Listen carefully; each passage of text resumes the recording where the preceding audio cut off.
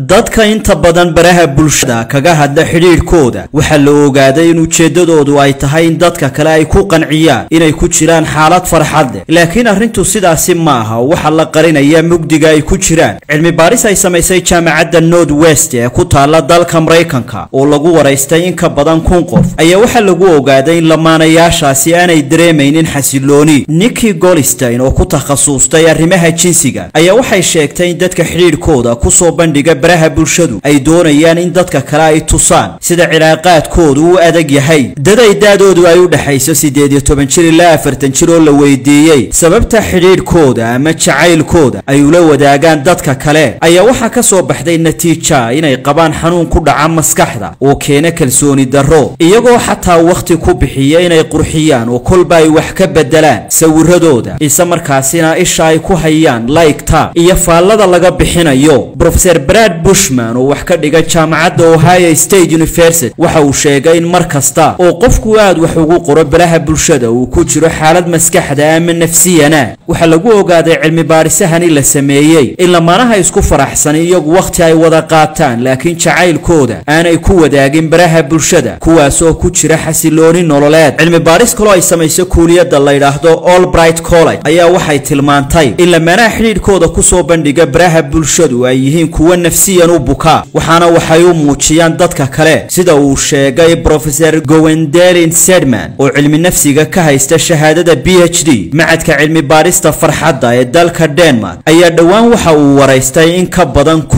1790 qof waxaana la ogaaday in dadka toddobaadkiiba hal mar wax soo dhiga Facebook ay farxadoodu sareyso. lamaanayaasha adduunka ayaa 10kii sano u dambeeyay jacayladooda iyo xidhiidhadooda farxad iyo murugaba ku soo bandhigaya baraha Facebook, Instagram, TikTok, Twitter iyo Snap. muhiim u yahay inuu isbedel uu ku sameeyo mar walba qaabkaaga ayaa sanbabadana aad ayuu muhiim ugu yahay. marka insha Allah taala qodobkeena koobaad waxaynu ka bilaabaynaa waa cunto yar oo fudud ama waxyaalaha isticmaasho mar walba gurigaaga yaala waxa la yiraahdo sinjibiisha. marka sinjibiisha haddaad isticmaashid sanbabkaaga wax badan bay ka qabanaysaa. waxay u sameynaysaa vasodilation wax la yiraahdo inuu hawada si wacan u qaadatid baad sameynaysaa ama shaah ku darso ama iyadoo sideedaaba markaaba cab aad ayay muhiim u tahay. marka sinjibiishana waa inaad isticmaashid mar walba. sidoo kale sinjibiishu waxay qabanaysaa in wax la yiraahdo caburko kalena relief bay ka tahay aad bay u daaweysaa waxyaalaha xabka ay ku sameeyso mar walba sanbabkaagana way nadiifinaysaa. marka insha Allah taala qodobkaas aad buu muhiim u yahay inuu sinjibiishana labaadna wuxuu noqonayaa haddii sinjibiish isla garanay waa mid ayadoo kala aad u wada garanaysan jikooyinkeena inta badan laga helo waa waxa la dhaho huruuda oo aad hadda loo isticmaalo wadamo badan oo Aasiya caafimaad badan ay ka heleen. marka iyadana wad isticmaalaysaa waayo inta badan huruud waxay ka kooban tahay ama waxa ku jira maado curcumin la yiraahdo oo active marka anti inflammatory weeyaan oo caabuqyadiiba ka hortagaysa. inta badan sanbabka waa meelaha caabuqa ku dhaco in la ilaaliyo waqti xaadirkan hadda la joogo oo xanuunkan COVID-19 ee lagu jirana waa muhiim. sidoo kale aad bay faa'iido ugu tahay xagga sanbabkaagina markaad isticmaashay hadeerto huruudaas oo kale wadamo in badan baa la isticmaalaya hadeerto waa waxyaalaha aadka ugu fiican ee mar walba jikadaadana muhiim tahay inay ku jirto. waxaan oo dhan waa free inuu ka faa'iideysano inta chemical badan cun lahayd mar walba talaado walba waxaan idinku dadaalay insha Allah taala inaan waxyaalo markaa faa'iido leh idin la wadaago hadii la haydmo mar walba haddaad xanuunsatina dhakhtar u tag talana weydii. marka taa labaadina waa huruuda aad aynu ogaano. qodobka labaad ee saddexaad ee soo raaxa waxa weeyaan inaad jimicsi sameysid. jimicsiga inta badan waxa uu jirkeenu qurxiyaa qaabeeya sidoo kale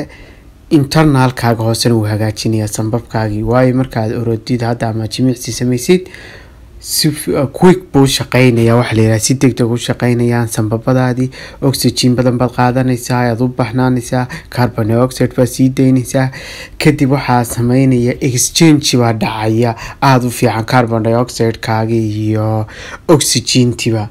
marka relaxation ka badan ee dhacaya wuxuu keenayaa inaad hawo fiican heshid sanbabkaagina si waxan uu shaqeeyo waxyaalaha ka caawinaya inaad exercise ka sameysid oo soo koobeynaad ugu hadii lahayd ma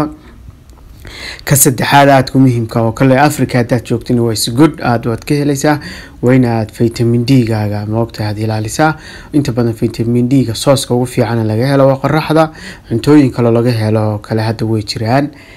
hadda kalluunka kale wax la eega ama xal beedka ama ukunta kale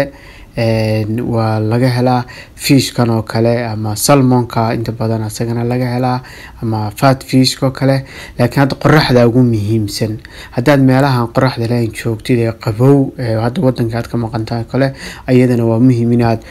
eegtid mar walba vitamin D gaaga jirka ku jira ama calcium ta aad u baahan tahay kadib si markaa supplementation badan aad sameeysid oo bedelkeedii kaniina la qaato vitamin C jira ayadoo dhakhtarku ku qorayo marka iyaduna waa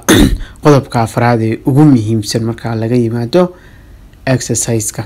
waxa aad ayadana muhiim u ah in la sameeyo hadii Ilaahay idmo oo sanbabkaaga ka caawinayo shantan qodob kamida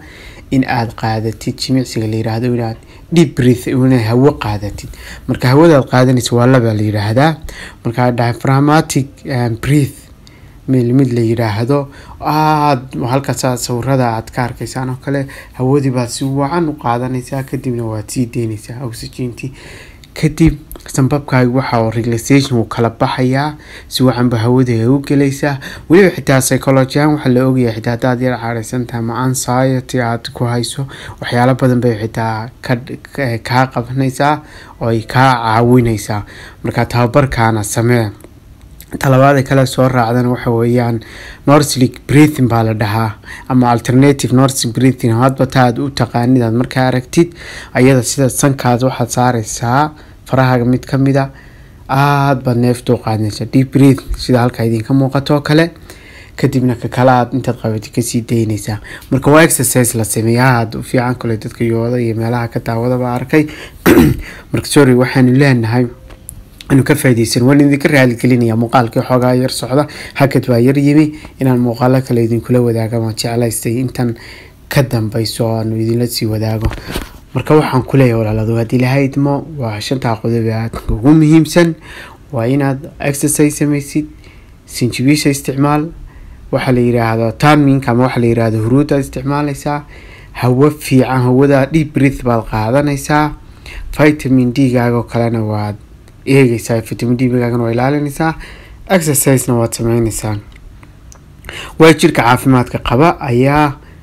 maskaxda caafimaadka qabana ku jirta mar walba ku dadaal marka inkastaad chemical yareyn karaysid yaree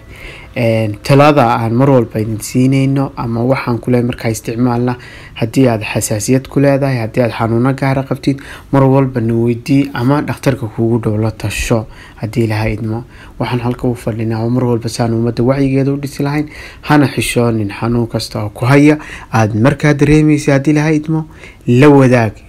dhakhtarka aad ku kalsoon tahay ama baahdi caafimaadka marka nurse noqoto ama cid kale ha noqoto inaad la wadaagto ha qarsan mar walba noo ilaalin caafimaadka xilli adag baa lagu jiraa oo xanuunadii COVID-19 kan soo wada badatay hadda roob baa dalkii ka daay dadkii kale qurbaha joogayna way iska yar dhimayeen marka hadda dalka ku sugan tahay Ilaahay xanuunkan inaga badbaadiyo hadda dibadda ku sugan tahay sidoo kale laakiin inuu ilaalino dadka caawimada u baahan inuu caawino xanuunkan ina caadi waa xanuun jira dhibaato badan dadkii ku haya wada arkaysa hadda wuu isbedelay marka walaal kule duruufo badan baa dalkii ka jira way ognahay gacmahaaga iska meydhi social distancing aad ilaalisay hadda calaamadihii xanuunka aad dareentidna aad iska yareysid inaad booqatid كل هذا شقين سين شغال ويسكبات كان ساعتي لهيدما مرول بينه كده دالنا إنه عافمات كينا ينفتي ذنو إلى النوع وحي وناقنا إنه سفرنا إنه أمدنا وحي كلنا إن شاء الله تعالى ساسا خيرك يبروا قدو بكو جرتا يوتد أكتفين وكسو ساري كرينا مركمرول بوحينو لانهاي إنه غانا شانتي قدو بينو صور دافنين برامج كينين تاسو كساب سنة آذيات فدما سنتين نبتقليو كوركينها هاتو السلام عليكم ورحمة الله وبركاته.